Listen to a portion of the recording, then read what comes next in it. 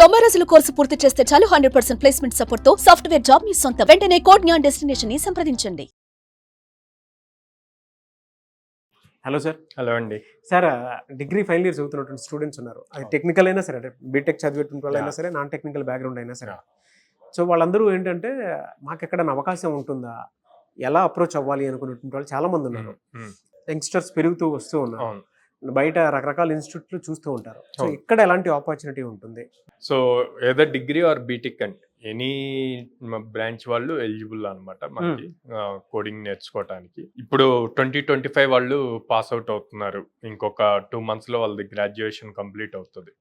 So చాలా మంది ఇప్పుడు మార్కెట్ లో ఉండి కాలేజ్ క్యాంపస్ ప్లేస్మెంట్స్ లో ఎక్కువ కంపెనీస్ రాక ప్లేస్మెంట్స్ అవ్వక ఉన్నారు. సో అట్లాంటి వాళ్ళకి నేను ఏం చెప్తా అంటే, మీ దగ్గర నిజంగా స్కిల్ ఉంటే గనక కోడ్నాన్ని అప్రోచ్ అయితే మీరు జాయిన్ అయిన 15th డే నుంచే మీకు ప్లేస్మెంట్ ఆపర్చునిటీస్ ఇస్తారు. సో ఫస్ట్ 15 days కూడా, ఎందుకంటే ఫస్ట్ 15 days వాళ్ళకి సాఫ్ట్ స్కిల్స్, కమ్యూనికేషన్ స్కిల్స్ నేర్పిస్తారు. సో నేర్పించి ఆపర్చునిటీస్ అన్నవి స్టార్ట్ అవుతాయి. సో స్కిల్ ఉండి మాకు ఆపర్చునిటీ రాలేదు అనుకున్న వాళ్ళకి ఇమీడియట్గా ప్లేస్మెంట్ ఆపర్చునిటీస్ వస్తాయి. వాళ్ళు త్వరగా క్రాక్ చేయడానికి పాసిబిలిటీ ఉంటుంది. అలాంటి వాళ్ళందరూ ఇమీడియట్గా మనల్ని కనెక్ట్ అవ్వచ్చు. ప్రస్తుతం అంటే కరెంట్ చూసుకుంటే దేనికి ఎక్కువ డిమాండ్ ఉంది సార్? అంటే సాఫ్ట్వేర్ ఫుల్ స్టాక్ కోర్సెస్కి బాగా ఉందండి. Java full stack and Python full స్టాక్కి ఎక్కువ ఓపెనింగ్స్ ఉన్నాయి అన్నమాట. సో మన దగ్గర ఆల్మోస్ట్ మంత్లో అంత లేదన్నా కూడా 30 to 40 డ్రైవ్స్ జరుగుతున్నాయి. 30 to 40 ఫుల్ స్టాక్ కోర్సెస్ మీద. ఎలా సార్? 100 days కోర్స్ పూర్తి చేసే కొన్ని వాళ్ళు ఎవరైతే ఉంటారో వాళ్ళకి ఇక్కడ ఏమేమి నేర్పిస్తారు జనరల్గా? సో ఈ 100 days ప్రోగ్రామ్లో లైక్ బ్యాక్ ఎండ్ నేర్పిస్తాం. బ్యాక్ ఎండ్ వాళ్ళు చూజ్ చేసుకున్న దాన్ని బట్టి Python or Java, front end HTML, CSS, JavaScript and React JS, and then database programming, SQL programming నేర్పిస్తాం అనమాట. సో ఇవన్నీ కలిపి ఒక ప్రాజెక్ట్ బిల్డ్ చేసి దాన్ని మళ్ళీ లైవ్లో డిప్లాయ్, AWS సర్వర్లో ఎలా డిప్లాయ్ చేయాలి అన్నది నేర్పిస్తాం. ఈ టెక్నాలజీతో పాటు ప్యారల్గా communication skills, soft skills, aptitude reasoning కూడా జరుగుతూ ఉంటాయి. సో ఎందుకంటే ప్రతి కంపెనీకి ఫస్ట్ రౌండ్ ఆఫ్ ఇంటర్వ్యూ ఉండేది యాప్టిట్యూడ్ రీజనింగ్ మీద ఉంటుంది. అది క్వాలిఫై అయితేనే టెక్నికల్ రౌండ్కి వెళ్తారు. సో అందుకని అవి కూడా ప్యారల్గా ట్రైనింగ్ జరుగుతుంది. సో దాన్ని బేస్ చేసుకొని వాళ్ళు ఇంటర్వ్యూస్కి అటెండ్ అవడానికి ఈజీ అవుతుంది. నాన్ టెక్నికల్ బ్యాక్గ్రౌండ్ ఉన్నటువంటి వాళ్ళు ఉంటారు సార్. వాళ్ళకి 100 days అనేది చాలా పెద్ద ఛాలెంజింగ్ ప్రాసెస్ జనరల్గా మాట్లాడుకోవాలంటే. సార్ ఎలా ఉంటుందంటే, మేము చూస్తూ ఉంటాం కదా, స్టూడెంట్స్ వచ్చి 1 monthలో 1.5 monthలో జాబ్స్ కావాలని అడుగుతారు. నేను ఒకటే చెప్తాను, మీరు షార్ట్ టర్మ్లో తెచ్చుకోవాలి అనుకుంటే లాంగ్ టర్మ్లో చాలా సఫర్ అవుతారు.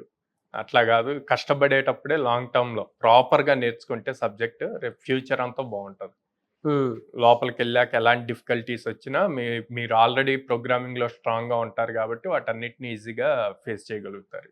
ఎలా సార్? అంటే నాన్ టెక్నికల్ బ్యాక్గ్రౌండ్ ఉండేటువంటి వాళ్ళకి ఎలాంటి కేర్, సపోర్ట్, గైడెన్స్ ఉంటుంది ఇక్కడ?